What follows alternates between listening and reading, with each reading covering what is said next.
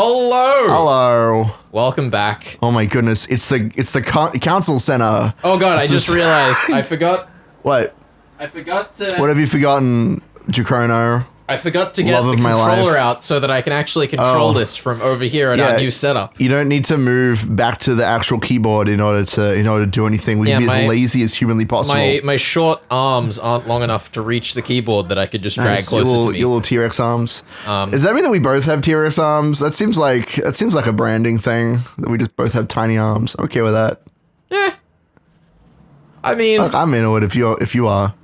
I feel like the physical proportions of the hosts of this show is relatively unimportant. I don't know. I mean, I've seen some fan art. I think that how long our arms are, whether they be T-Rexian or Slenderman-y, Slenderman-y, perfect. Look, it's very important is what I'm trying to say. We want to know if we have those long arms that like stretch around corners and give the best hugs, or if we're just like flailing. I should let you know, Ben. Yeah. That this is the closest recording day. Yeah.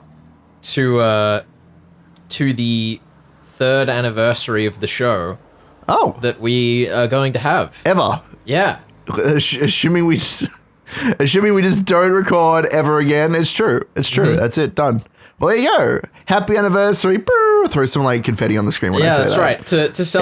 To celebrate, we've brought back the original candle. The exact same candle we had lit in the very first episode of Umanekano. Same physical... Umanekano? What did I just say? Umanekano. Yeah, the same candle, and we have tea. The same tea. So it ain't gonna be an easy grab, but we got tea. And it is the pomegranate with a shot of honey. It's beautiful. It's way too sweet. I don't think it's the first tea we ever had on the show. I feel like we tried a couple of different flavors, but it's definitely the one that I like the most. So it's the one that Felix makes for me because I'm trying to think actually. It may have been this tea. It may have been this tea because it was this and a lemon honey and ginger tea. But we had that lemon honey and ginger tea because one of us was feeling unwell. And I don't remember which came first, the tea or the sickness. The tea or the sickness. These are the questions we ask ourselves. I don't know, dude. It's been 3 years. Somebody check the tapes and let us know in the comments what tea did we have first? Yeah. What was the original tea? But regardless, we have our fan favorite here, the pomegranate with the shot of honey, and the candle. So I'm ready for craziness. Now there were no like tips. I don't think so between the last chapter and this one. How do I control this? I've forgotten what my button layout is. It's a great question. I could see you just going crazy over there, trying to hit the right button. So the other thing before we continue, I do wonder. Speaking of the tea and the candles. Are you proposing? Is that where this is going? Goodness no, there's not even enough space in this room for that. Oh, okay. That's for later. Yeah. But I wonder what other great traditions people have for watching this show or reading these books. Because, like, for Death of the Reader, when we're reading the books in that story, normally I read the books while doing literally anything else. Because it's a lot of reading to do. So I got to fit it in around other stuff, be it doing exercise, be it, like, writing emails, pop on an audiobook. I mean, I literally read it at work. I'm not supposed to, but, like, that's where I get all of my reading done. I can't believe you just incriminated yourself live on the internet. You can always bleep it out if you think it's going to actually give you trouble. But there was one novel, A Decent Interval, which I will always remember because I actually listened to Simon Brett reading his own book while I played a Hollow Knight. I was playing the Path of Pain, which is like the hardest, not the Path of Pain actually. No, yes, it was. It's the hardest platforming challenge in the entire game, and it took me until like 4 a.m. and I actually finished A Decent Interval before finishing the Path of Pain. That's how long it took me to do it. But yeah, I know. I have a lot of like games and like shows that I listen to or watch to that I associate with like specific video games or circumstances. Yeah. Like whenever I think of Chrono Trigger, I remember I watched a 24-hour live stream with Chrono Trigger while playing GTA 5 for the first time. Interesting. So I will always associate those two games together.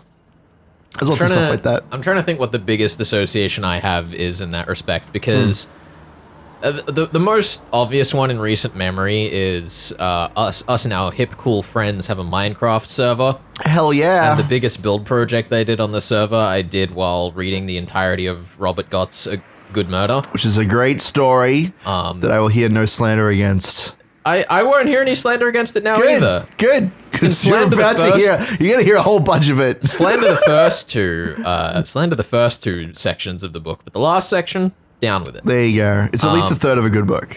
Death of the Reader. Death of the Reader. All your favorite podcast platforms. At least a third of a good show. Yeah. But like, I don't know.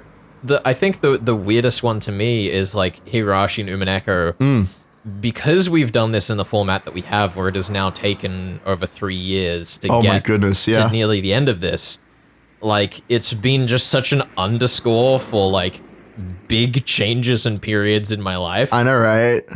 Well, I mean, we literally, to bring it to, like, round to Matsurobayashi, the episodes that we just covered, like, the chapters that we just covered were all about, like, nationalism and, like, university, like, cliques and, like, Takano getting sucked into this, like, shadow government conspiracy nonsense. Like, that is more than an underscore. It's like an emboldening of all of the current events happening in the world, especially in America, which, I mean, is close to Felix's heart, at least.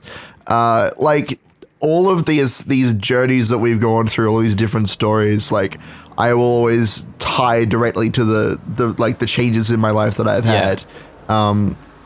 Like, even when I originally read Umineko on my own, I read that while running a specific role-playing game about, like, a criminal underworld, Blades in the Dark. I've mentioned a couple times, but, like, so from now on, I will always associate Blades in the Dark with Umineko, and that's a weird thing. Yeah, I mean, I guess I do as well, because it was about the same time, and, like, even though we hadn't started reading it at that point, we were still discussing it a lot. I'd mentioned it once or twice. Actually, now that you mention it, there's one particular challenge in Season 3 of Guild Wars 2's Living Story. Yeah. That I've done it, like, 3 or 4 times over, but I just remember, like, an hour-long conversation with you trying to explain why you loved Umineko so much without spoiling it to me. And just watching you talk yourself in circles. Which I still do. So, I look back on it so fondly.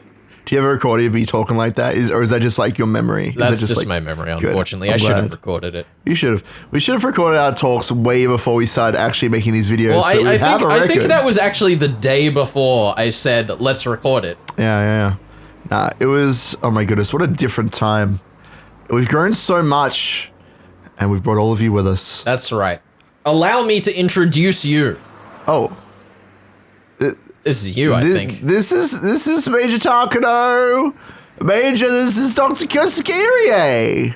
Oh boy. Oh god. Oh, we haven't had sprites this entire time. That's so weird. Jesus. We're already a full episode in. We're 2 videos in. 2 videos in, you're right. Even more than that. That's insane. All right, let me just... Hello, I'm Irie. I've never heard Irie repeat himself. I've never heard him repeat himself. Irie seemed extremely nervous at our first meeting. He probably thought I was in charge of some suspicious organization. What? Pause for effect. Please relax. Call me Takano.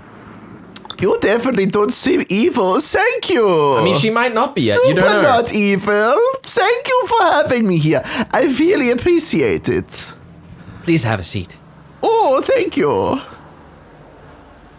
A model, lower-class citizen was a good way to describe Kyosuke Irie's demeanor. One could also say he was the stereotypical type of person to get conveniently discarded after those crafty elders used their seniority to constantly pick on him. Wow. He certainly doesn't seem as cunning as I am. Judgy. But that doesn't mean he isn't ambitious. Like me, he's a young person who dreams of accomplishing something great and leaving his name upon generations to come. While he acts humble in person like this, his articles are actually progressive as well as aggressive. The gap between the two was quite intense. I've read the data concerning this Hinamizawa syndrome. What did you think? Well, it's really quite the shock. It's very possible that this is something that steps onto the dark side of today's medicine, but I can hardly control my intellectual excitement in knowing it's a mystery that has yet to be solved. Hearing that made me chuckle. Irie is more than interested in Hinamizawa syndrome, which is good enough for me. She had been through the ringer with far too many people to reach this day, so her honed intuition could tell she would get along well with this man. Even if he isn't... useful to me. He won't cause any problems. Damn. For both me and my sponsor, he's the best person possible for the job. I was shocked too, to imagine a man of your experience and knowledge just wasting away in the medical office without any responsibilities or work to accomplish. I have to say that was a grave loss to the medical field. Oh. Irie laughed. He probably thought I didn't know, but I had received detailed documents on him, so I knew why he was exiled from the limelight despite his rare talent and achievements. Secrets. He displayed extraordinary skill working under a neurosurgery expert, and everyone expected a bright future for him. But he was kicked out due to an ethical controversy. Huh. Irie's pet theory was that the antisocial behavior of individuals could be explained by brain disorders. He believed that no one in this world was born a villain and that they were all just poor patients in need of treatment. He proposed they were all proper and normal when born, yet as they matured, psychogenesis and various exogenous factors caused brain disorders that made them into villains. Therefore, what those evil people need isn't punishment, it's treatment. And if their diseases are treated, they will become good citizens again. There is something so elegant about the way that is written, because, like, it is simultaneously saying, Irie saw the good in everyone, and also, hey, eugenics. Yeah, it's like people with good intentions and, like, unethical means of reaching those good intentions, right? Yeah, but, like, the way that it just slips the sinister nature. The subtext, is so, it's such a good page. Good. It's pretty good. That manner of thinking actually fell in line with the Confucian belief of innate human goodness.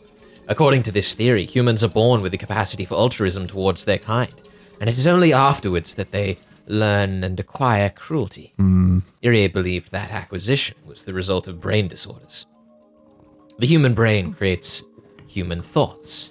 Therefore, if one becomes emotionally ill, that means their brain is ill. So if their brain gets treatment, they will recover emotionally too. Makes sense to me. This field was called psychosurgery. Uh-oh.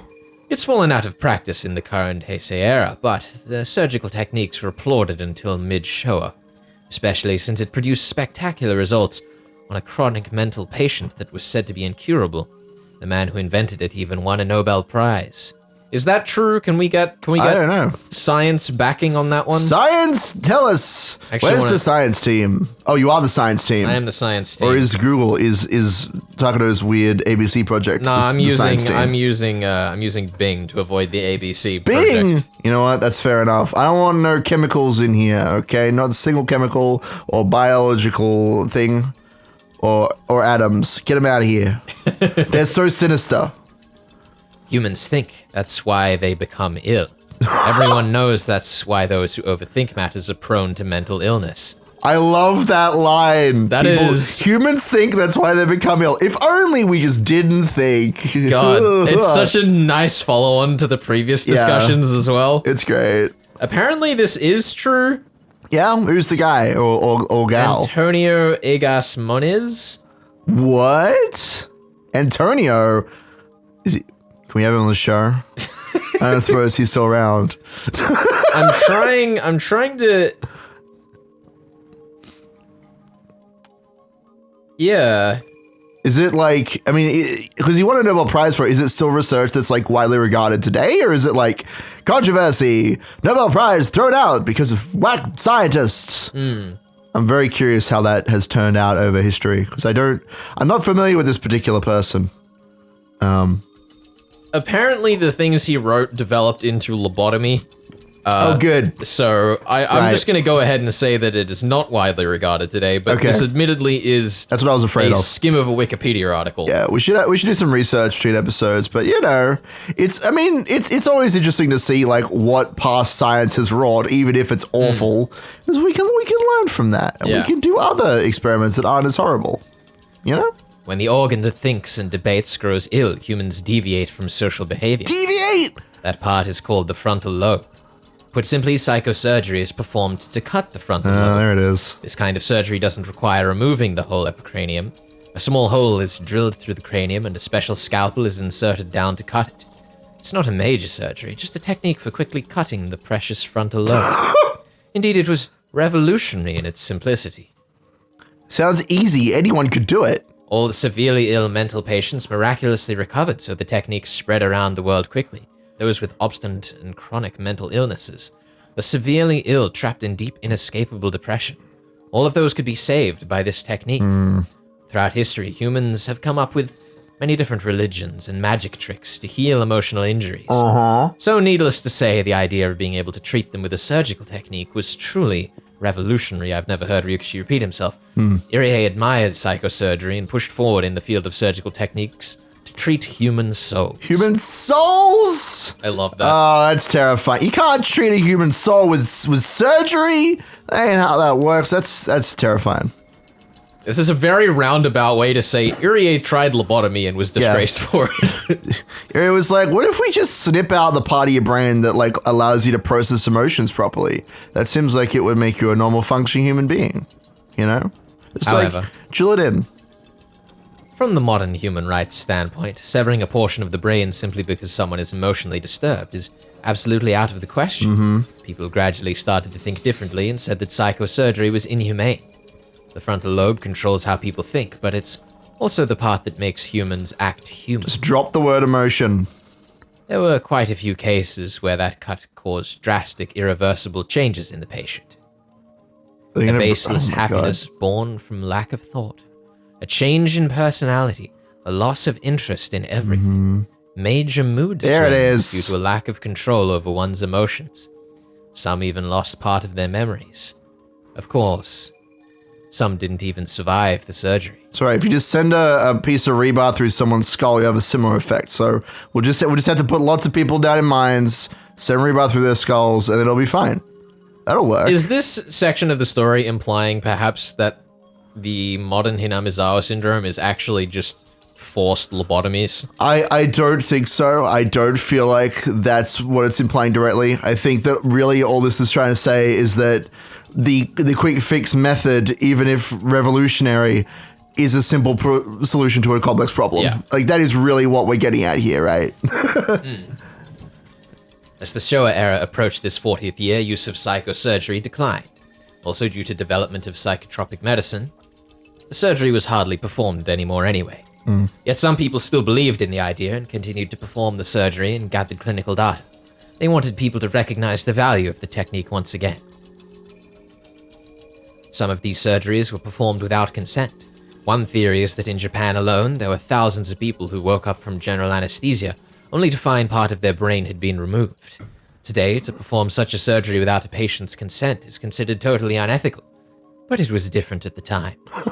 For one thing, the idea that doctors required prior patient consent was proliferated in the modern Heisei era. Therefore, people at the time didn't think it was that big of an issue. It was only later that people started to argue that it was inhumane. Finally, a decision was reached at the curtain closed with the rejection of psychosurgery. Later, the Japanese Society of Psychology and Neurology passed their resolution to end psychosurgery. After that, it was banned throughout Japan and made a forbidden subject of Japanese medicine. Irie was the leading person in the field of psychosurgery. He continued to advocate its effectiveness and results.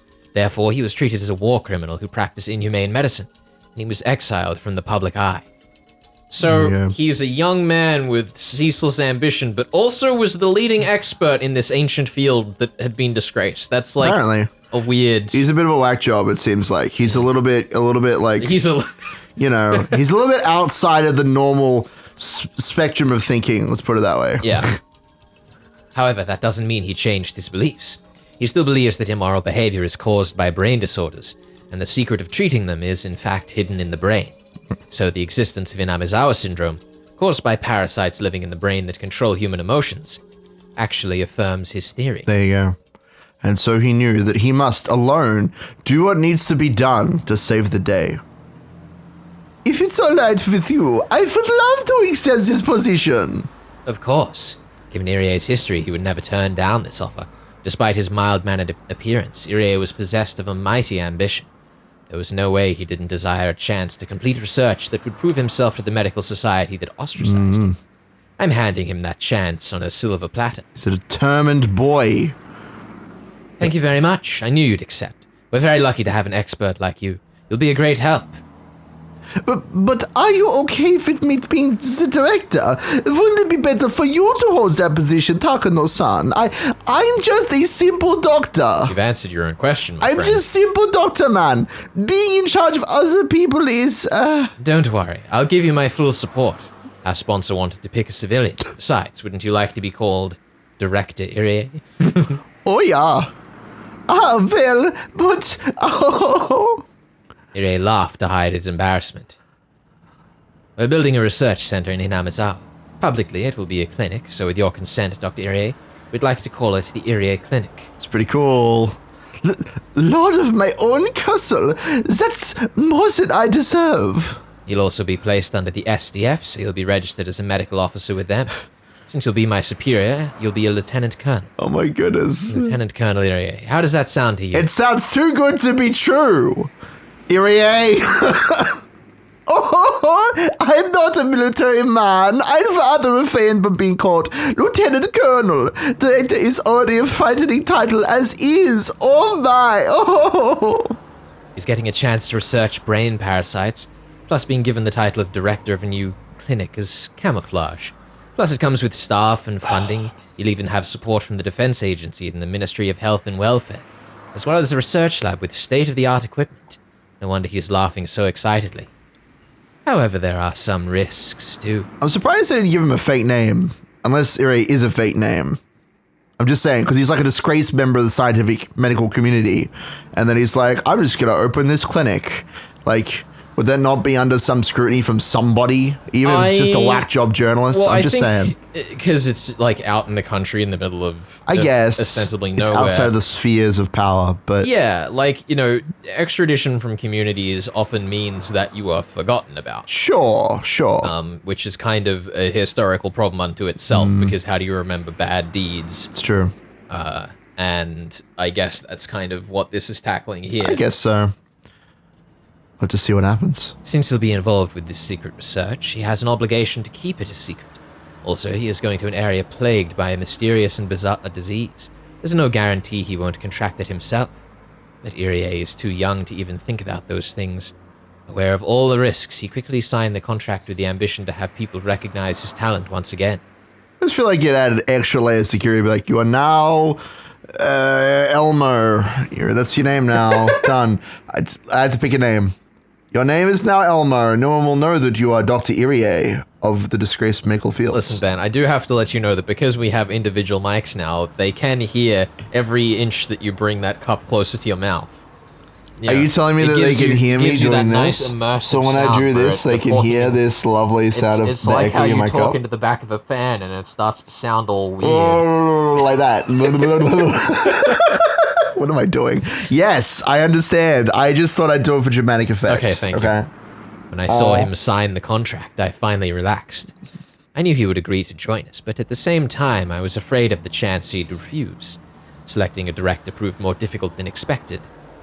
And the only candidate Takano paired well with was Irie, because everybody else wasn't controversial enough. So, if Irie refused to take the position, then frankly, she'd be placed in an even worse situation. Now that Irie has agreed to take the position, research on Hinamizawa syndrome can finally begin. The research center, or rather the clinic, will be completed next spring. The Ministry of Health and Welfare, the Defense Agency will send the best equipment and staff, plus an abundant supply of funds. Then finally, our research will begin in earnest. Everything is going well. Of course it is. I guess this is. I guess this is jumping a bit, or is it some like general guy I don't know. talking? Do we take points for this? I think we take 2 points for this. Okay, only 2.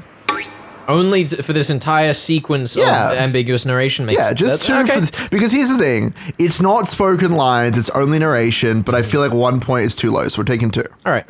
We can always take more if it gets worse. I've put so much effort into making sure things went smoothly up to this point. Okay, that's it. Congratulations, Director Irie. Oh my god.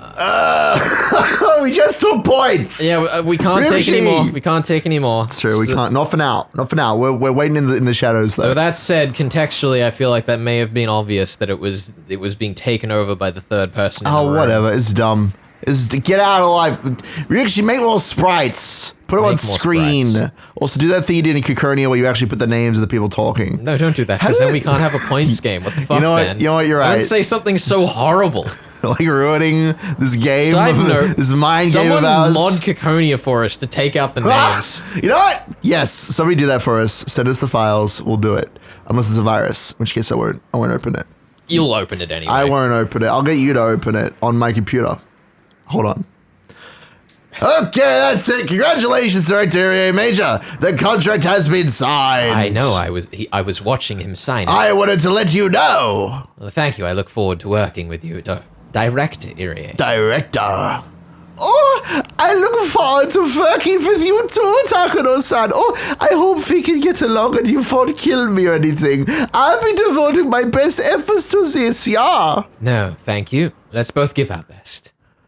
Now the position of director has been filled. Everything is set. And the pieces are moving.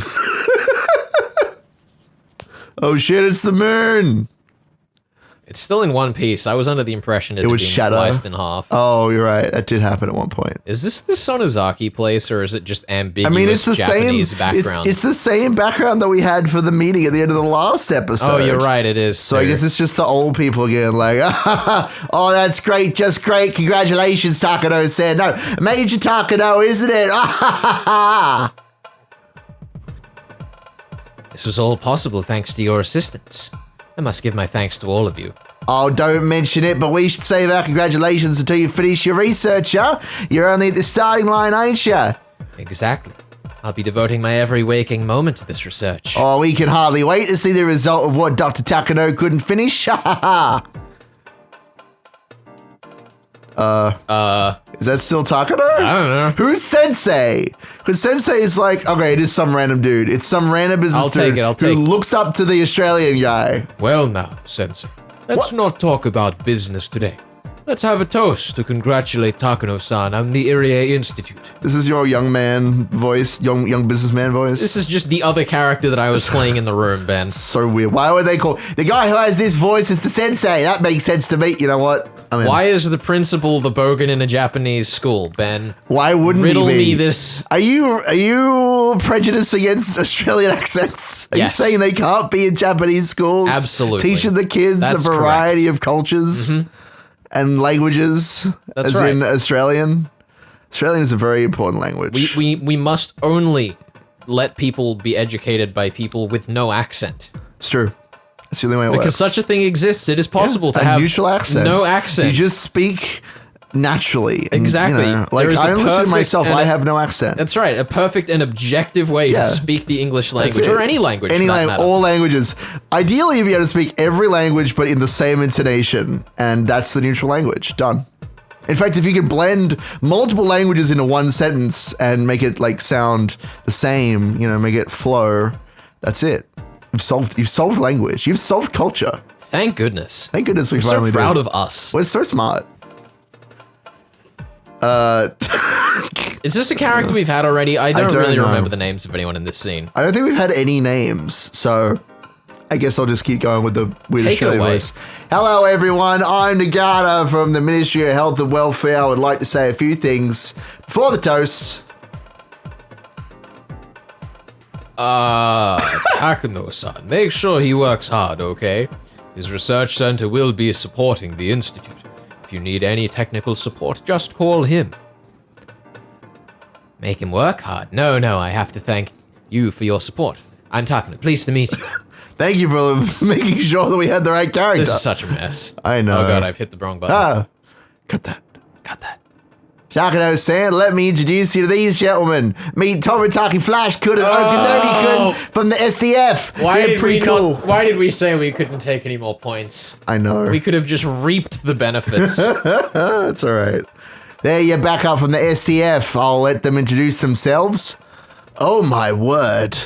I have to get into character now. Goodness me. Goodness gracious, I love photographs and military stuff. It's excellent.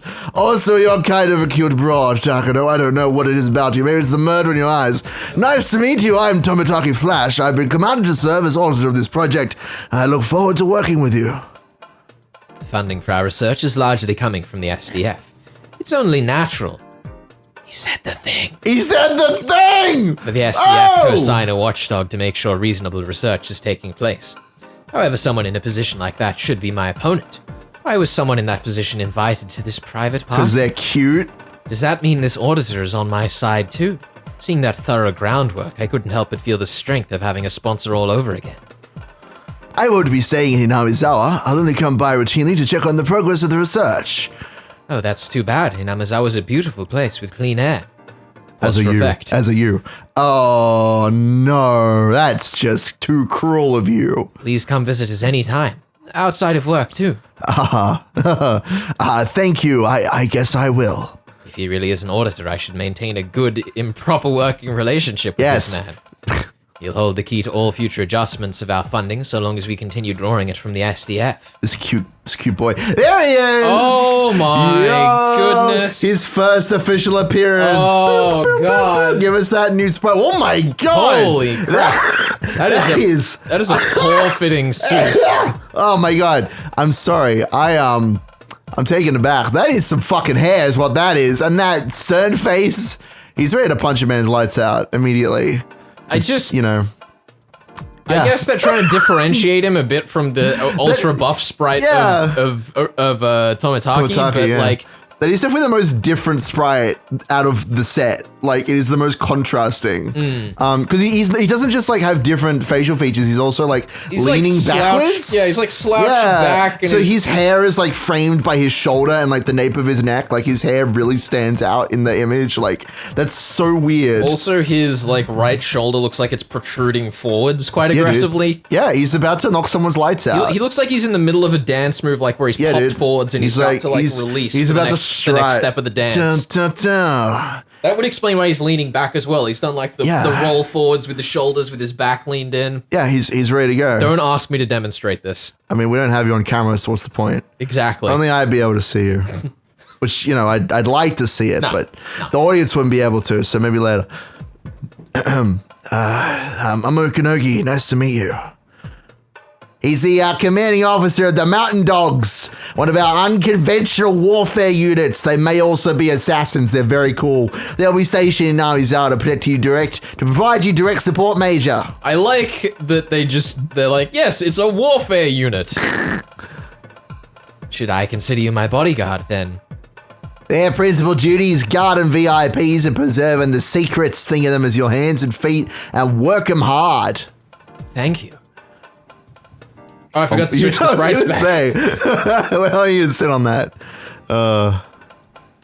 Tomitaki seems to be an honest type for a military man, but this Okanogi person looks the complete opposite.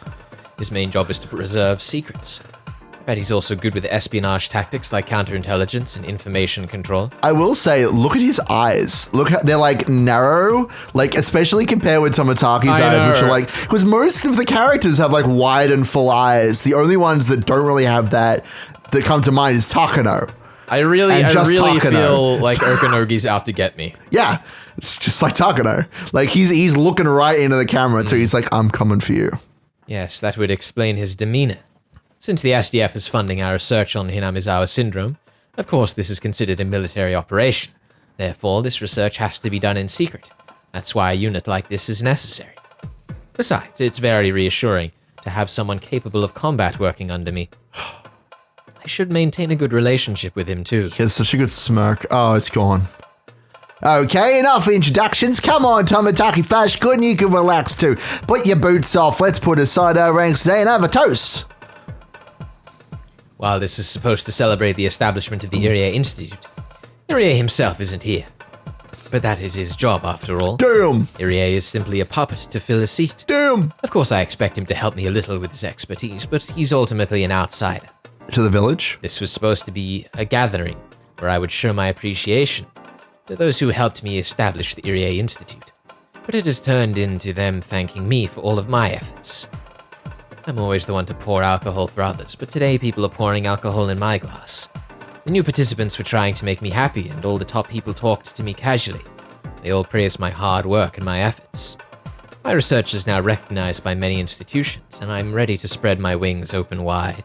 And all the people who are expecting some returns, once the research accomplishes something, are trying to curry favor with me. But not right now, I'm just very grateful, regardless of their motives. Let's have a toast to wish the best of luck to Mio Takano-kun and also to the new Irie Institute. Arai Sensei, please lead the toast. It's like a dream. I know. This is just the beginning and I shouldn't be satisfied with this alone. But just for today, I can forget everything else and enjoy this celebration.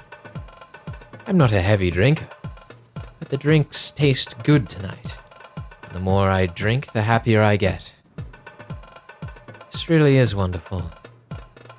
To be called Major by Tomitaki and the others is wonderful too.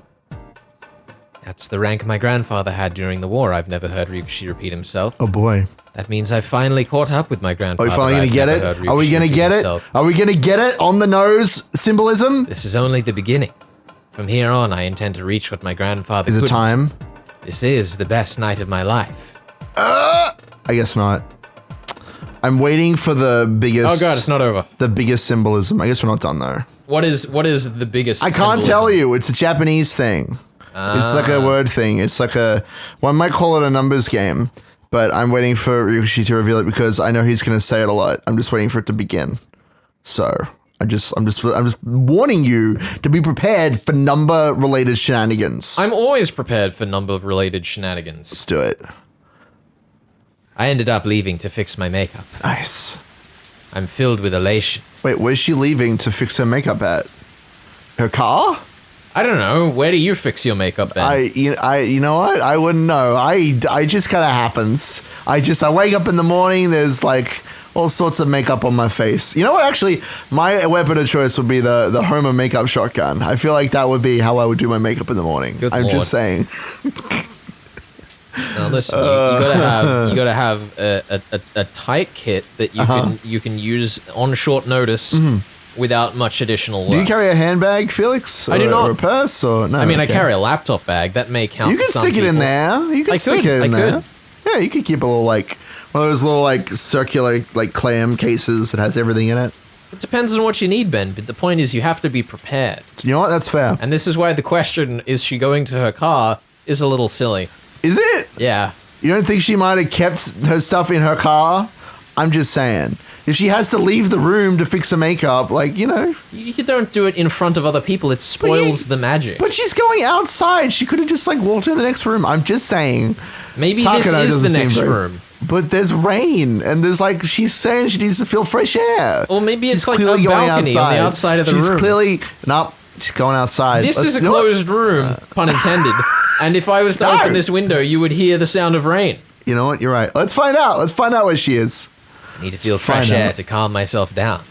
My heart is about to explode because I'm so happy. The gathering is taking place a little distance away from the main building. The restroom is in the main building, so I need to walk across the hallway. Oh, okay. The beautiful and well-maintained Japanese garden is visible from the hallway. It's raining. I usually don't like rain, but I don't mind at all today. I feel like even the raindrops are congratulating me. The cool air feels pleasant on my hot skin. It took me a moment to notice how unsteady my footsteps had become. Maybe I drank a little too much. It isn't like me to drink more than I can handle. Although this is a party, I don't want to embarrass myself, so I decided to cool off a little by looking at the beautiful Japanese garden. Watch out for strangers. I found an elegant chair set on a red carpet nearby and sat down on it. Since I was with the associates until now, I was forced to constantly be on guard against embarrassing myself, but now that I was alone, I could let go and truly relax. When I look up to the sky, I realize it's still raining hard, but in the distance, the horizon is a little lighter. Maybe it won't be raining for much longer. Well, that's normal. Rain stops eventually. No matter how cold it is or how hard it's raining, rain stops eventually. I saw a pair of sandals and an umbrella, almost inviting me, so I took them into the garden. The tasteless laughter coming from the party sounds far away. I tilted the umbrella and looked up at the sky. I felt the raindrops hit my face. Oh shit. And gazed up at the sky for a while, forgetting all about my hair getting wet. Oh shit! And then she was struck by lightning and the book ends. Nah, that'd be silly. She got struck by lightning. I thought the rain would cool down my boiling heart, but as my body got cold, I started to feel miserable. My bare feet were all swollen, and the throbbing pain I felt made them seem twice their normal size. Here we go. The gravel road continued forever. I didn't even know what direction I was headed in anymore. I could no longer hear my pursuer. I'd probably lost him by running through the woods like mad. My body was covered in scratches. I finally started to feel the pain from that. I felt both cold and hungry. There was no place nearby to take shelter from the rain. I was just on a little path in the woods. My worst fear was that I would end up heading back towards the orphanage, after bolting and losing my sense of direction. I had crushed that man's finger.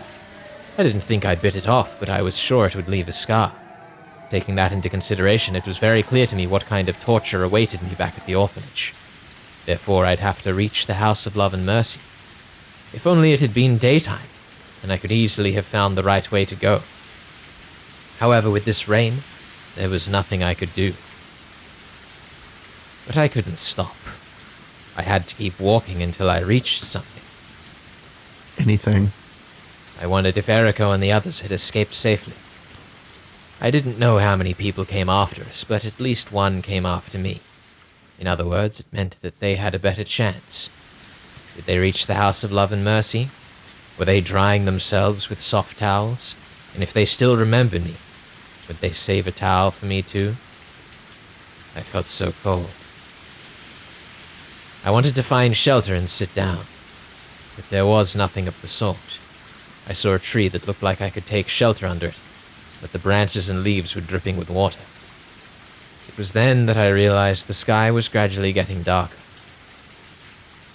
Would this day end in rain? There were no streetlights where I was. Oh, shit. Soon enough it would be totally dark. Then I wouldn't be able to walk any further. I just wanted to sit down even if it was raining. But if I did sit down, I probably wouldn't be able to stand up again. So I endured. If I hadn't escaped with Eriko and the others, I wouldn't have had to go through such misery. But compared to what I had to go through at the orphanage, this was nothing. Thinking about that was the only way to make myself move. But when I thought about that, it's true, this freezing cold rain was far better than my life at the orphanage.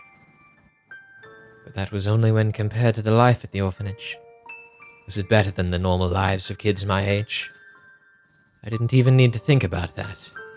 When my parents were alive, although we weren't rich, we led a normal life. The gentle smiles and forgivable selfishness. The sound of my mother cooking breakfast in the morning.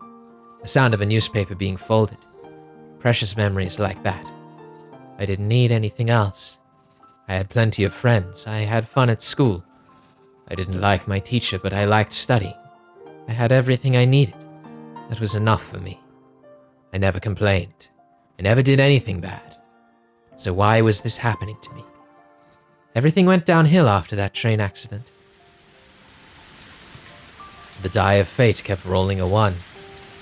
The die never showed its good side to me. If the accident was my fault, then I could have accepted it. But it wasn't. I wasn't even there.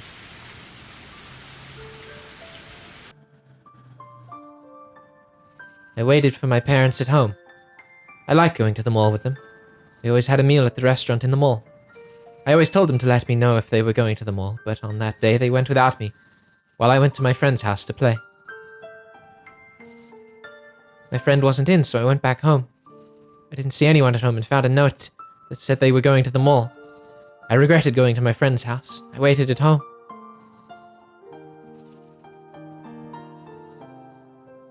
They didn't come home. They were still gone by dinner time. I was getting hungry and got angry with my parents for leaving me. I thought they were having dinner at the mall restaurant without me. If I hadn't gone to my friend's house, I'd be eating dinner at the restaurant too. I loved the little flags that came with kids' meals. With kids' meals. Shush is a beautiful moment. I was collecting those flags.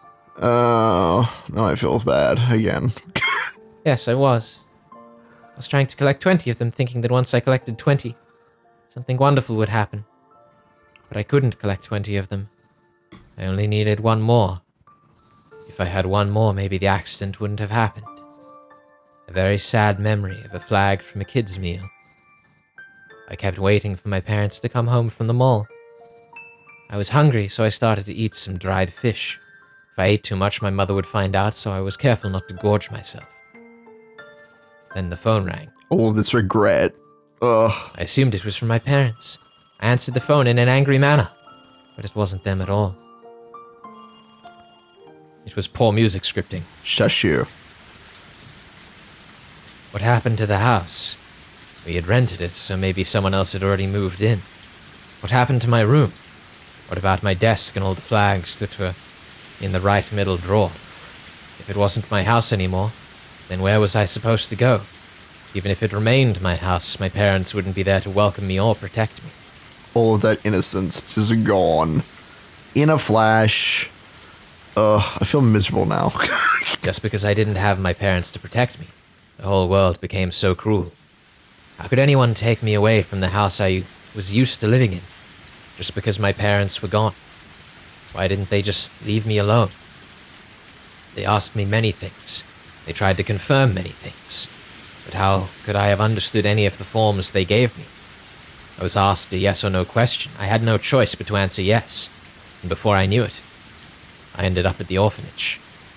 It was beyond heartless. I didn't do anything wrong. I was just a little girl.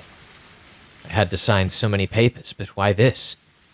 The warm and gentle world ended suddenly without advance notice, and I was thrown into the cruel and merciless world alone. Was this the real world? Did I have any allies at all? Just because my parents died and I didn't have any relatives, the world had become so sad. When is the die going to come up with a 6 instead of a 1 to make up for the continuous series of the latter? Tears were pouring down my cheeks. The salty taste further saddened and irritated me. I couldn't do anything but cry. No matter how hard I cried or pitied myself, the cold rain wouldn't warm my body or save me. I didn't even know where I was or in which direction I should go. Eriko showed me the map to the House of Love and Mercy when we were planning our escape, but we only learned the shortest route. I was completely lost, but strangely, after I finished crying, I felt a groundless strength within myself. Fuck yes. I once learned that tears wash away particles in the eyes, but there's a different purpose to them too. Tears also wash away what's in the heart. I clenched my fists and forced my feet to move. I headed in the direction that I believed to be correct on the gravel road. The rain was still pouring, and it was getting darker and darker. I roared at the sky amidst the rain. My sadness was turning into anger. It's time for the most anime shit. You stupid god! Why? What have I done to deserve this? What did I do? I didn't do anything. It's just living a normal life, that's all. So why this?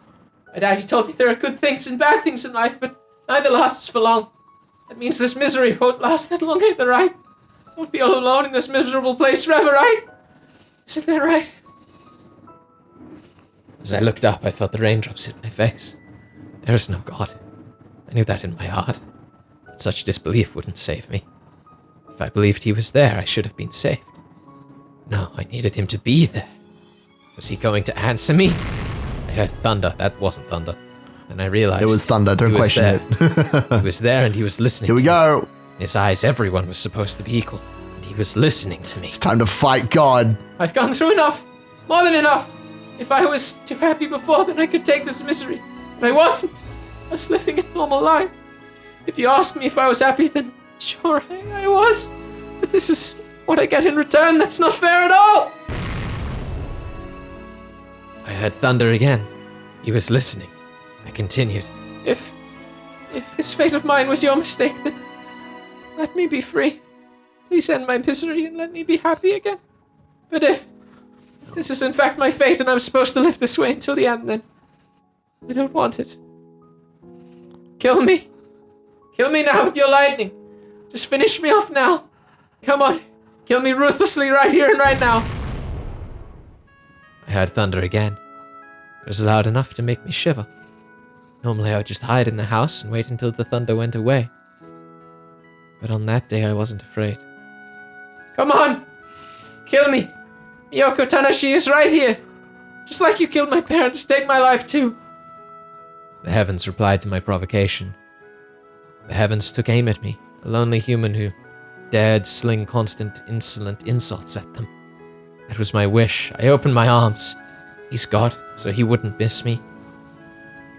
However, I guess even God makes mistakes sometimes. Although he's supposed to be fair, he had been unfair with me. Come on, kill me. Take me to heaven. If you fail to kill me, then try turning my destiny around. There she is. And then she was struck by lightning, and that was the end of the story. Sorry. I was right all along. I'm being very indignant about this, but like, I kind of love the scene. A flash from heaven. I thought I smelled something burning just before it hit. Damn. Sheer force knocked me to the ground. It was a strange experience. Something that had just happened, but it already felt like it happened many years ago. I had no idea how long I was down for. I smelled something odd. The bad stench woke me up. When I looked, I saw that a huge tree behind me had been split open. Its leaves were smoldering. I looked up and saw sparks in the darkness. I couldn't understand what just happened. I just stood there. The thunderbolt had struck. It didn't strike me. It struck the tree behind me. Yeah, fuck that tree. I didn't get to die. He was telling me to keep walking in the woods in the cold rain. I won my bet with God. I bet my life. I bet my life against the lightning and thunder. It could have killed me instantly. But he missed. So he had to fix my life. I looked up at the sky, laughing and bragging that I was still alive. I heard thunder again. It was acknowledging its loss. Come on, God. Save me. I won the bet. So save me from this misery.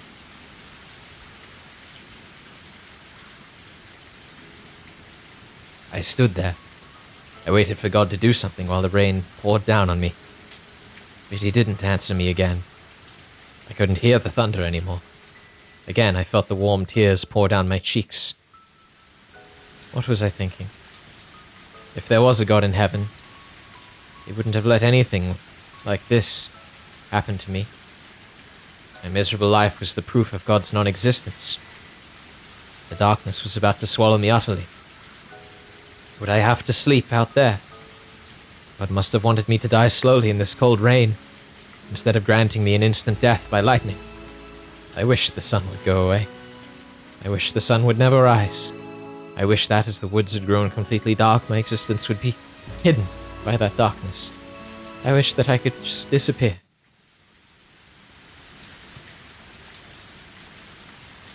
Had it been an eternity? Or was it just a matter of seconds? I couldn't even tell time in such darkness. It was then that I saw something. Oh, damn. It was a light. The road? I noticed it only because the woods were so dark. But was it really there? Had it been there this whole time? I felt like the light was inviting me toward it. It was a fluorescent light. I didn't normally like fluorescent lights because I always thought they looked cold. But I didn't feel coldness from that white light. I made myself believe that the light was a guide sent by God. I had to believe, or otherwise I wouldn't be saved. The light reflected in a puddle. It wasn't a muddy puddle. It was a puddle on asphalt. Oh shit! It totally is a road. I'd made it out of the woods and was on a paved road. The light was a street light. Being on a paved road didn't really resolve anything. It was just a country road. It was a road that went through the woods, so there were no houses, no shops, not even a single car going by. There weren't too many streetlights on the road, so it was still very dark. My feet touched the asphalt. It felt so different from the gravel I had been walking on earlier. It felt almost merciful.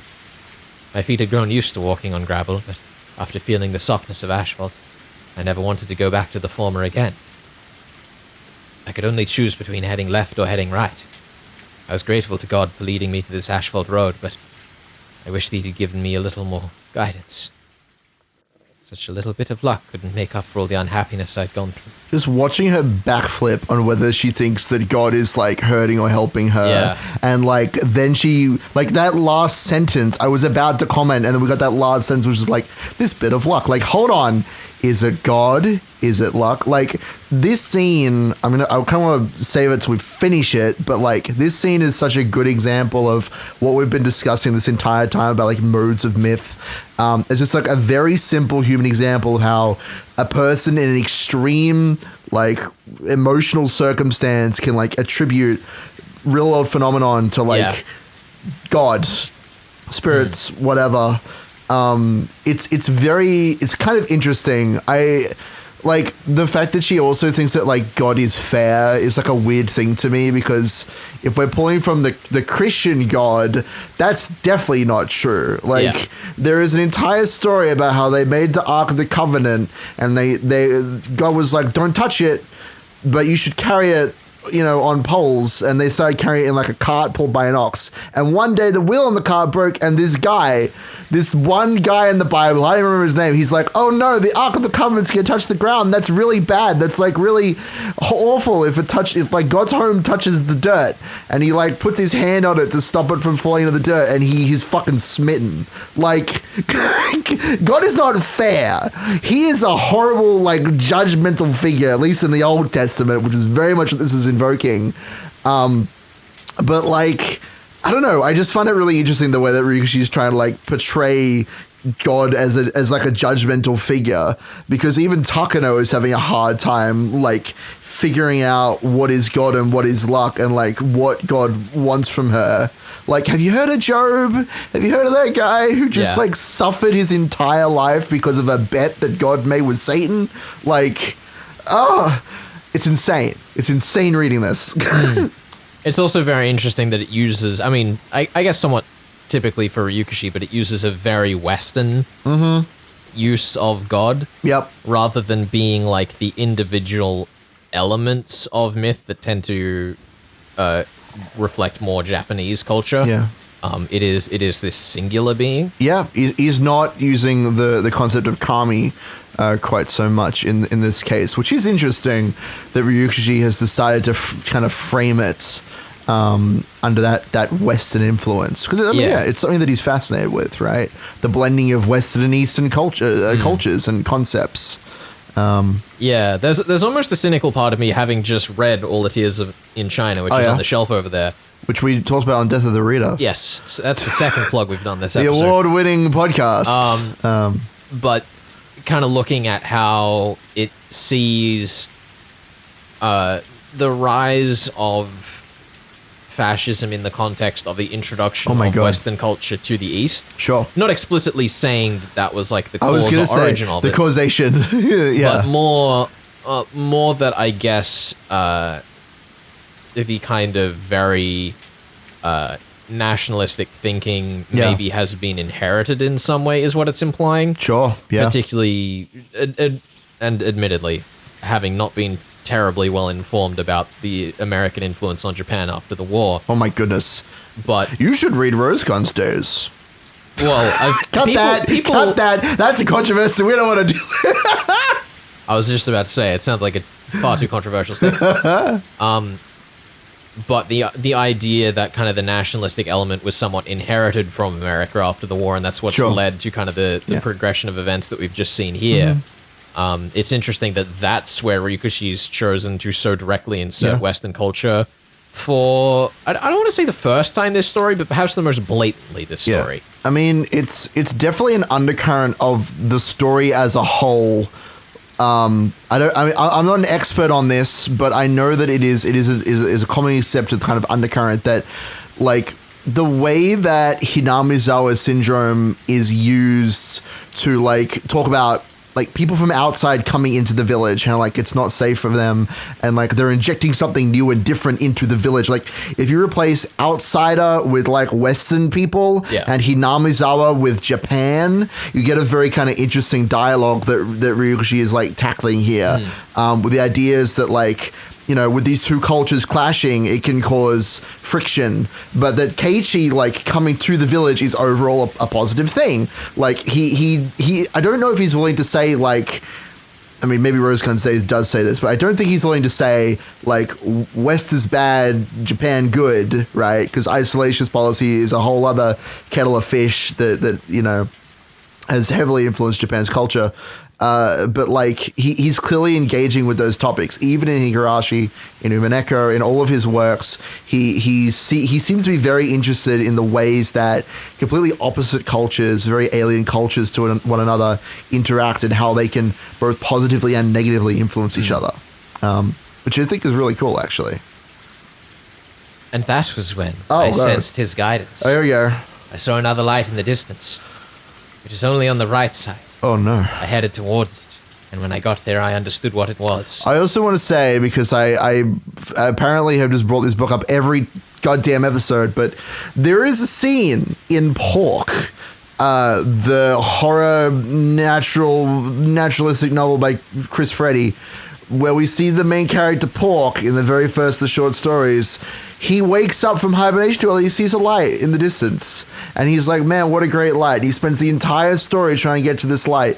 And it's a road and he gets hit by the car. I'm just saying it's depressing and I feel like there's some similar shit going on here and I hate it. Let's keep going. I was amazed to find it there.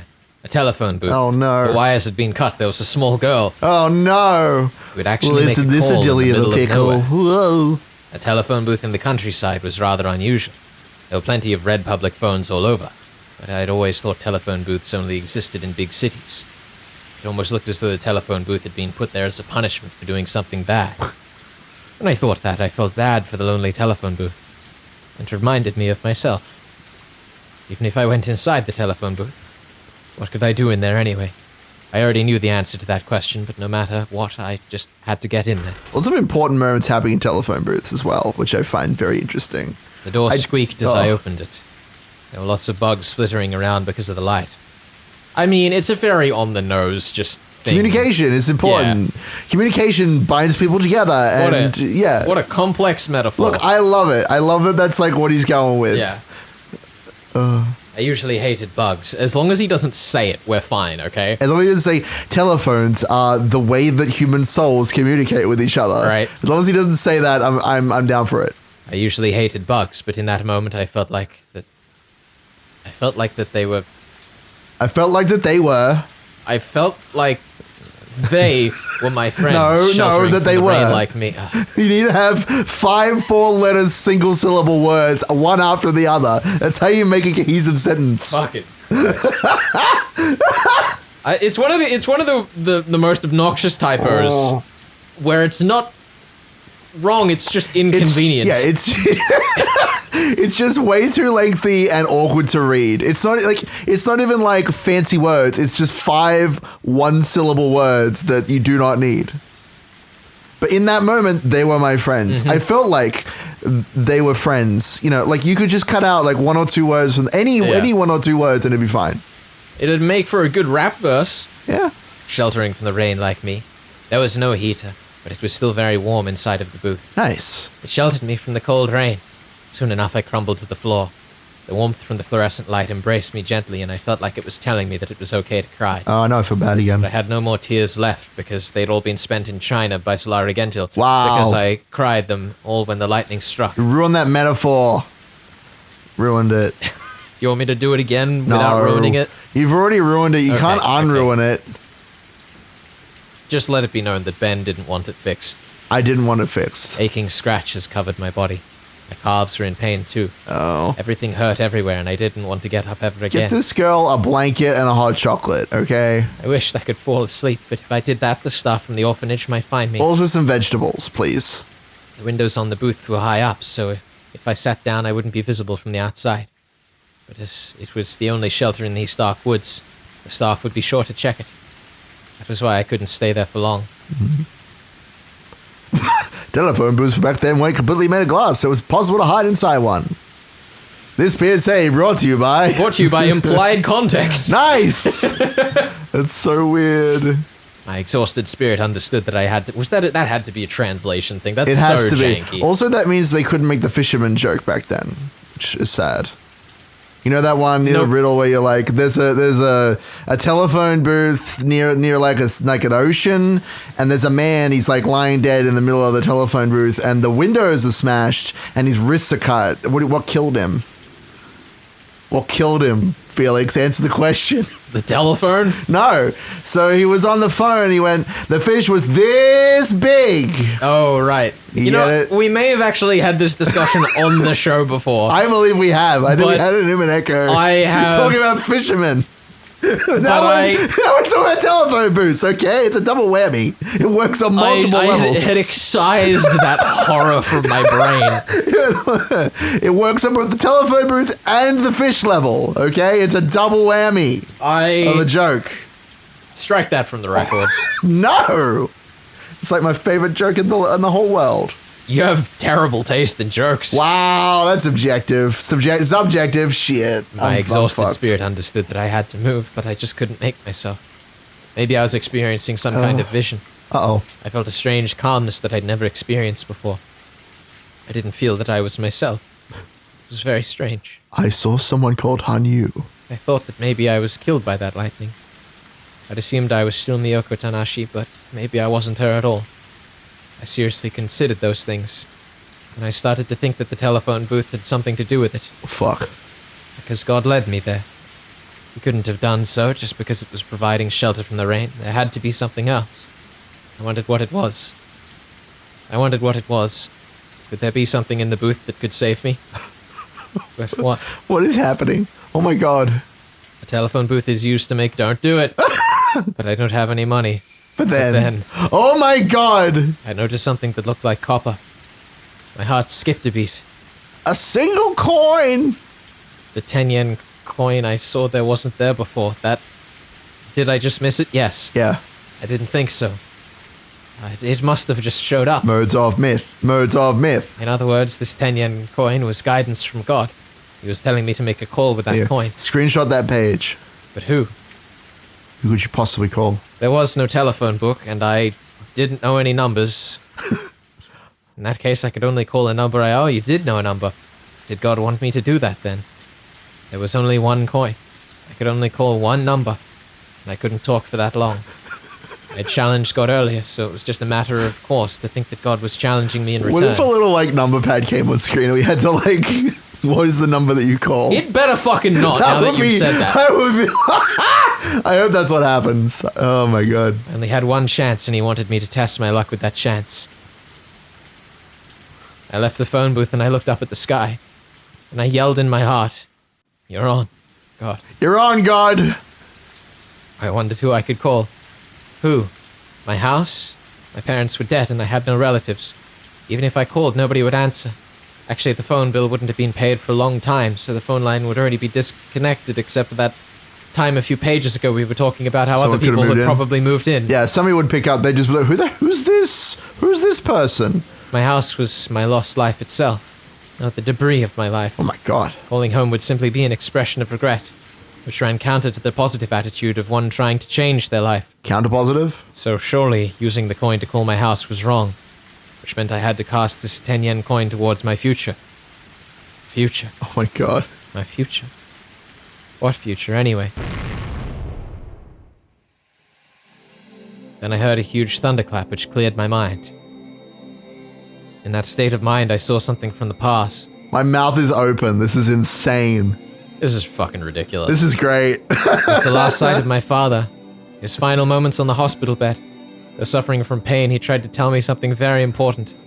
I'm trying to read this, emotionally, but it's serious. It's very long. It's getting more farcical the longer it goes. Let's do it. It's God telling Takano how to live a life, so... If by chance... It's my line. Get out of here. If by chance... I am to die. Turn to Dr. Takano. Dr. Hifumi Takano. Say it for me. Hifumi Takano. That's right. Dr. Hifumi Takano. He's my former teacher. He will help you. Daddy, Daddy, Daddy, Daddy. Many doctors came into the room in a hurry. They wanted to tell me that we've seen this exact scene before, word for word. We're redoing it. But the doctors stopped him from talking, so it wasn't audible. Maybe there'll be more details. It shouldn't have been, but it was to me. Oh, the phone number? Really? Yeah, dude. Really? Here we go. It's time. We're going full anime. Let's go. This is... I'll read it for you if you don't want it. I'm loving this. I have so many nice things to say about this sequence, but it's just It's abruptly... getting more and more ridiculous. It is a childish story, Felix. This is what you're in for. God, this is Matsuri Bayashi. Let's go. I heard it, but I didn't want to hear him say it while suffering, so I pretended that I didn't hear. He said it while coughing. I heard it. They were numbers. Oh, shit. I swallowed once. 3414159. That's right, it was a phone number. He knew nobody would take me in because we had no relatives. He told me to get in touch with him, Dr. Hifumi Takano. He tried to tell me his phone number. What had I done? He tried so hard using his last chance to tell me the most important thing. The thunder from earlier had made me remember it. The number I couldn't remember, even once, came out so smoothly. I dialed it in. This really was it. She dialed it in. This was the number for my father's teacher, Dr. Takano. My hand stopped just as I tried to put the coin in. What if I hadn't remembered it correctly? No, there was no need to hesitate. I could always just break the machine and get the coins inside out to try again. But I had could she to believe fix in it? myself. But could she fix it? Okay. This had to be the correct number. I had to dial it before I forgot again. It's like when you shoot someone in a dream when they're sedated and they get put down into the lower levels, so then you have to go into their level to get the actual number again. You have to ask them what the number to their safe is. Right. So you can call Dr. Hifumi Takano. Doctor Who? Doctor Who? The Doctor Who? I think you mean Dr. Hoopst. I picked up the phone and put the coin in. Beep. I heard the dial tone on the other end. Boop-a-doop. At that point, I decided to kill myself if it didn't work. With what? Oh. Obviously. I will kill. I choose to die by a lightning bolt. Sure. I could go back into the woods and wait for another lightning bolt, because she can, like, dismantle the phone booth, make it into a really long metal pole, and stick it up in the air. Get the copper wiring out or whatever, and just, like, hold it up into the sky. Yeah. Done. I could lie down and let the rainwater drown me, too. That's pretty morbid. I could also fall asleep in the middle of the road and wait for a car to run me over. Probably the most feasible of the three. I made up my mind and put the coin in. I didn't hesitate any longer. I dialed the number at once, but I had to be careful. If you dial quickly, sometimes you can make mistakes. I was getting irritated, yes, and that also made the phone number go vague in my head. I dialed the last digit and heard some electronic sounds on the other end. Okay, this is like a really dumb question, but yeah. Surely this was in the era where we still had phone operators where you could just go, "Hi! I would like to... hello, I would like to speak to Dr. Hifumi Takano." Maybe it's really showing my Zoomer cred. Yeah. My millennial cred. Yeah, dude. But, Look, it doesn't matter. I guess in Japan they just don't have phone operators. It's a foreign concept. Actually, I want to look this up once we're done. Oh, come on. Oh, once we're done. Okay, good. Thank goodness. I hope that I dialed the correct number. I didn't know what to say to Dr. Takano if it did connect. Where was I? What was I supposed to do? What was I supposed to ask him? I didn't know any of those things. You tell him you're a cute anime girl and you're lost in the woods. Making a call isn't cheap. He'll call a helicopter. 1 10-yen coin would only buy me short time to talk. The line must have connected then. I heard a ringtone. Only had a short time once someone answered the phone. I thought for a moment that I should put the phone down, and I could at least get the coin back. I could call back shortly after sorting out my thoughts, but then someone answered. Oh, hello, this is the Takano residence. I felt like I was suffocating. My memory had been correct. I couldn't tell the age of the speaker, but it was a grown man's voice. Anyone who was my father's teacher must have been quite old. Never mind that. I had to hurry and say something. Hurry. Are you Dr. Takano? Dr. Hifumi Takano. Yes, who is this? He must have been suspicious. I couldn't blame him. A stranger was asking him about his name. Of course he'd get suspicious. I'm sorry, I'm Tanashi. Miyoko Tanashi. Tanashi-san, yes. My father told me to get in touch with you. Yeah. His name is Takemitsu Tanashi. Tanashi. Ah, Tanashi-kun. I remember him. His voice suddenly changed. Dr. Takano had remembered his old student. I'm his daughter. He told me to call you. Did something happen to Tanashi-kun? Not good. I was going to run out of time. My parents died in a train accident and I was told to call you. Tanashi-kun is dead. I see, both of them. I'm sorry to hear that. I knew him from when I was teaching at a college. He was a very hard-working young man. I think the last time I saw him was at the wedding. Obviously, he didn't know I was born, but he remembered my father. That was truly a stroke of luck. And what did Tanashi-kun want to tell me? Well, I didn't know what to say. I was only told to call Dr. Takano. Oh. How could I tell him that? My time was running out. I felt more and more anxious by the minute. Phone calls had disconnected without notice, but somehow I sensed it. I only had enough time left for one sentence, so I had decided to say one sentence filled with all my hopes. Help me. The phone call got disconnected. Maybe he only heard part of what I said. I could only hope he was able to sense my despair. Damn. I couldn't hear anything from the receiver anymore. But I actually talked to Dr. Takano. I confirmed that Dr. Takano existed. He existed and he remembered my father. If he grieved over his student's death, he would come visit my house. He would find out I was sent to an orphanage, and he would come get me. That's when tears flowed down my cheeks again. I thought that life was hopeless.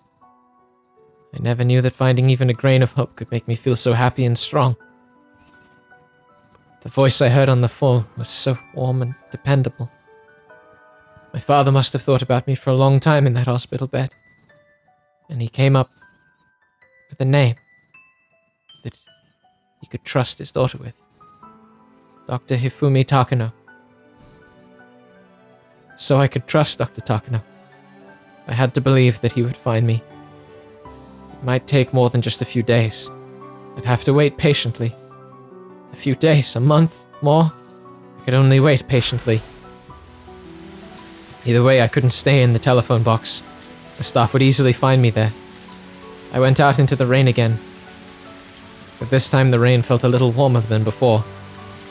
I had wished to die by lightning, but after that phone call, I was filled with hope and the will to live. Yay! I wanted to live, and that was why I felt pain all over my body. When I still wished to die, I didn't feel anything. I had to wait patiently until Dr. Takano came to pick me up. I had to get to the House of Love and Mercy. That would be the best place to wait for him. I didn't think the orphanage would tell him I escaped to the House of Love and Mercy, but the house wouldn't stop me from calling him. All I'd have to do was call him again and let him know where I was. Sounds easy. But I didn't know where I could find the House of Love and Mercy. I couldn't see any signs anywhere, and I didn't even know which direction the orphanage I escaped from was in. But I couldn't just stop. I had to walk. I had to find shelter. I had to find someone and ask for directions to the House of Love and Mercy. I had to keep going because I finally saw the light at the end of the tunnel. The chills and throbbing pain tormented me, but I couldn't die until I met Takano-sensei. I wished a car would come by. If it was someone who lived in the area, I could ask. But the police wouldn't do me any good. I was sure the orphanage had already called the police about our escape, and they wouldn't be forgiving. The police were sure to send me back to the orphanage. Either way, I wished that someone would show up. Otherwise, I'd have to keep walking on the asphalt in the darkness forever.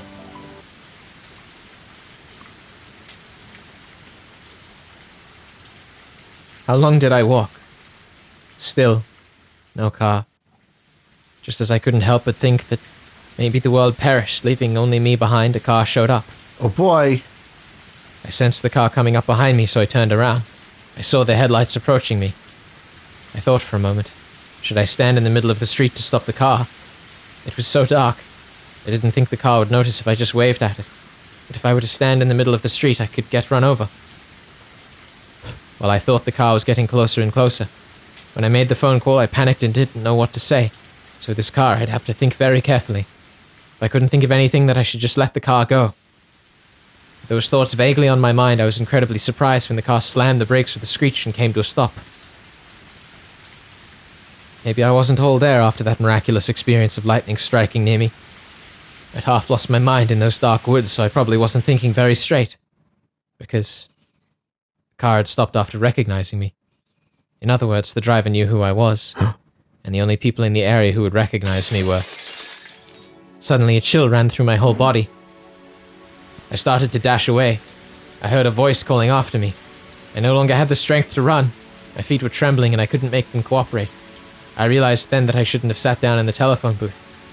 That was why I couldn't keep running. I was suddenly grabbed from behind by the collar of my clothes, almost choking me. I heard fabric being ripped. I fell in a puddle and a staff member got on top of me. This time his finger wasn't in my mouth. All I could do was struggle.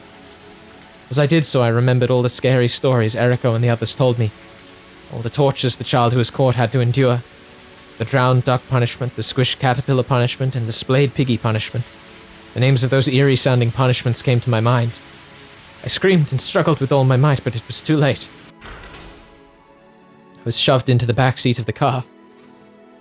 Why couldn't they just let me go? Simple. They didn't want me talking about them to anybody. The staff were yelling and screaming while chasing me, but once we were in the car, they were silent. It was like the Grim Reaper had come to get me. Whether I liked it or not, I had come to terms with the fact that my luck had run out. But I had called Takano-sensei, so I knew he would come to get me. I didn't know when that would be, but I knew it would happen someday. So I wanted to live. I'd be saved if I lived. I couldn't even imagine the kind of punishment that was waiting for me. But even so, I said to myself, I have to live. I'd already found the light at the end of the tunnel. All I had to do was endure until I reached it. The car stopped. We'd arrived at the front gate of the orphanage. The two staff members grabbed my shoulders so I wouldn't run. My shoulders were very skinny, so it hurt a lot. Oof. I was scared. Scared of what I would have to go through. We went through the door and I was finally sheltered from the rain. In a way, I wasn't sheltered at all, though. It was the middle of the night and long past time to turn all the lights off. The orphanage should have been quiet. But I heard a noise. It was a strange noise. The noise of a shower. The noise of metal objects crashing into each other. Also the staffs yelling and screaming. A chill went down my spine. What could I possibly write down to fully describe this fear? Write down? Are you telling me the character with journals is keeping journals? She keeping a journal of her life. I'm shocked and appalled by this thematic consistency. Oh, it's awful. A staff member knocked on the door of the storage room and the door opened. The moment it did, an angry roar issued from inside. Oh shit. The sight leapt into my eyes. I couldn't completely take in the bizarre scene before me. Two staff members were hitting a mat with bamboo swords while yelling violently. It was a mat used in, the one you use when you do gymnastics. A gym mat? But why was it rolled up like that? The rolled up mat was tied with string and was standing up in the corner. The staff members kept hitting it. Usually words are said to a person, but why were they yelling at a rolled up mat? It was as if they were hitting and yelling at it as if they'd gone mad. But wait. I could see something sticking out from the top of the rolled up mat. It was... Let me see. Whose shoes were those? All of a sudden I froze and I couldn't think anymore. One man stood in front of me. The man's pinky finger was wrapped in bandages. My eyes moved upwards from his pinky finger and met with his. The beast's eyes met mine, peering with intent to devour me. I squeezed out a voiceless scream. My voice didn't come out, so it was more like a goldfish opening and closing its mouth. The beast stuck his little finger in front of me and roared. I couldn't tell if it was a word or a meaningless shriek, but I was certain it was something abusive. I was scared. I didn't want to die. I wanted to live. I knew that Dr. Takano would show up to save me. That's why I had to live and submit myself to the fear. I'm sorry. The hand with the bandages grabbed my hair and dragged me along. All I could do was apologize and beg for forgiveness, while hoping the beast had even a tiny bit of mercy in him. I was like a broken, apologizing doll, a mad doll that kept muttering apologies until its key wound down. I was their toy, shedding tears, coughing blood, and apologizing in place of clicking gears. I could see into the shower room while he dragged me along. The door was open and I heard wailing from the inside. What I saw was very strange. There was a locker on its side in the shower. What an odd sight. The locker was taking a shower sideways. I never even imagined anything like it before. The locker was taking a cold shower while 2 staff members were hitting it with bamboo swords. That explained the metallic noise I heard before. Is that just straight up waterboarding? Pretty much. Yeah, that's... I mean, if it's sideways, it's gonna like fill up halfways with water, question mark? Yeah. It's gonna drip into it and fill up the like side, like the bottom half as it's lying on its side. That's awful. Also... Yeah. I know that the backgrounds in this section have been like kind of extremely ambiguous. Or you know, ones that we've already seen. Like we saw Tepe's. That's what I mean by ambiguous. We saw Tepe's bike riding around one time. Yeah, it's unclear as to whether that's what they're trying to do with it. Okay. But it almost makes me wonder, like, the way that this is being presented, if it's about to turn around and tell us that, like, this was the madhouse orphanage in that one district of near Hinamizawa that had been abandoned. And, like, this was, you know, the isolationist, torture-driven past of that part of town, which had been dismantled and taken over by Takano's operation, almost like that's kind of her smaller-scale revenge plot against this. I don't know that that's an accurate thing. That is definitely not detailed in the anime. But, hey, maybe that's a crackpot theory people are onto. I think that's a little too neat for my liking, but, yeah. Yeah, it's more just like, It's a fun theory, but personally, I find that to be a little too neat. So yeah, I don't think that it's the implication necessarily, but I think that it could be the intention, at least, of the ambiguity of using the same backgrounds. Maybe. Yeah, sure. Look, anything's possible. I definitely do not agree with that particular thought. I think it's more just because he didn't want to draw more bike trails.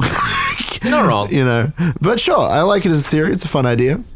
The beast didn't want me to see that. He pulled my hair violently and twisted my neck, so I looked in the opposite direction. Then I realized. He didn't do that to stop me from watching that shower. He did it to make me look at something else. Uh-oh. I saw a window in a courtyard. The third of her friends. Do they all get caught? Oh, God. Usually it was too dark to see anything, but the lights were on and the courtyard was very bright. Then I saw it. Inside of the henhouse. I saw that. What is that? That and that and that. That hair was Eriko's. That, but why was she... That was far too... I'm sorry! I don't want to die. I know Dr. Takano's coming to save me. I know he's coming. Better be quick. I was taken to the staff bathroom. It stunk of ammonia. I saw a blank which just doesn't fit in a bathroom. Why was this in the bathroom, I thought? He's not planning to... Oh, wait, no. Tanashi, this is your punishment for breaking the rules, okay? Everyone must follow the rules. If you don't, you get punished. Do you understand? I'm sorry. I'll never do it again. I'll do everything you tell me to do. I promise, I really do. Please spare me. Please spare me from that. No, that hurts. No.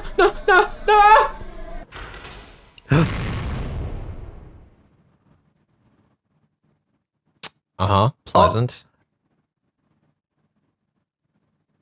And that's the end of the chapter. Jesus, what a spot to end. What a weird spot to end. That's great. I did enjoy for the first stretch of this how it was jumping back and forth between. It's a fun framing device, right? Yeah. I think that like in the earlier cases, it kind of did a nice job of thematically jumping between the two at points where it was very fluid, like the garden and the rain. But also, that was a great moment where it's like, wait, yeah, we're talking about your feet are sore. Like, wait, why would that be if you got sandals on? Oh, because we're in the past. But it kind of is striking this weird balance for me now, where originally I thought it was doing a nice job of sticking with one scene or the other for long enough to where that scene was allowed to have its space to breathe. Okay. I'm curious to see how this paces out from now, because part of me feels like what we've just gone through of the scene going through the rain maybe dragged a bit too long. I think it did. It was like there are a lot of interesting concepts being thrown around, but it was just a little bit long. Yeah. Although to be fair, we were talking a lot in the middle of it, but I do think it's just a little bit longer than it needs to be. In the animated version of this, and we can say the second season covering Higurashi and Matsubayashi is a lot better than the first season. The way that they handle this is that they literally just do it chronologically. From memory at least, they just are like, all right, because it wouldn't have the same amount of time to let it breathe. Yes, which is what this exactly. does. So they just follow like now Takano is in the orphanage, or like the parents die, and now they're in the orphanage, and now they're doing this, and then the tree gets hit by lightning, and then she gets punished, and like. It doesn't cut back and forth. I quite like the cutting back and forth, though. I think that if it was more frequent, it might have a slightly stronger impact. Yeah. Like if there were more events that you could tie between like the now and the past, there wouldn't need to be so much of this stretching out. Although I don't necessarily agree. No? I mean, the one of the reasons that cutting between two different things that are not entirely connected isn't actually that common is because it's a very difficult thing to get the balance right. Oh, I know. And I think that there's like the fast cutting where you can kind of do like two scenes like overlaid over each other. Yeah, well, you kind of do, I guess, basically the thematic equivalent of word association. Yes. Or there's this where you kind of let scenes play out one after the other. And oh god, I have a comparison that I'd like to speak about, but it is massive spoilers for What's that it thing. spoilers for? Well, if I say it, it kind of gives away the premise of it as well. So I will say, okay. What will you say? Is it something that I've seen? well, but basically, I actually don't know. But basically, the point being that I think that Ryukashi has, for the way that this is used in the medium that this is used, made the right choice here, but it still needs a bit of a cleaner run through. Yeah, I don't know. I think that it would have been interesting to have. You won't understand what I'm saying here, Felix, but for those in the know, having a scene where we literally overlay the scene of Takano like having a party and drinking and having a great old time with the like running through the woods and having a miserable time. I think that could have worked quite well as a scene idea. And I've seen a similar scene that Ryukashi's done in one of his more recent works that is exactly that.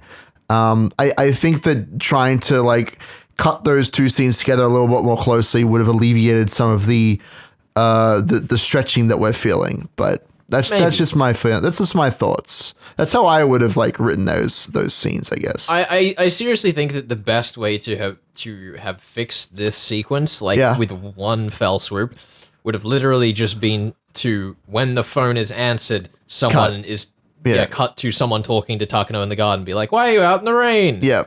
And then she comes back inside, and then you skip the section of her being brought back, and then it cuts back to her being captured because it's kind of implied that she was brought back, or you could even just say with a sentence. Yeah, I think that part of the problem is that like because Ryushi's obviously he's like, he's very clearly showing us that this is the worst, this is the low point in Takano's life. Like this is the worst possible thing, but it really is just hitting her over and over in the head about that fact. I mean, it does have like 8 or 7 arcs of catching up to do on that thematic. So it's not like he's doing something simple, right? But still, I feel like there is a point where we understand Takano's desperation, and then to also have like, and here are all the horrible tortures that she's going to have to endure. Like, I feel like it's just a little bit too much. You're not wrong. That's where my gut lies. I mean, ultimately, we agree on the problem, just not the solution. I think so. Yeah. Overlay the two. Contrast the tortures with like the compliment she's getting. Do that. Do Ryukashi. I believe in you. Pass Ryukashi. Next time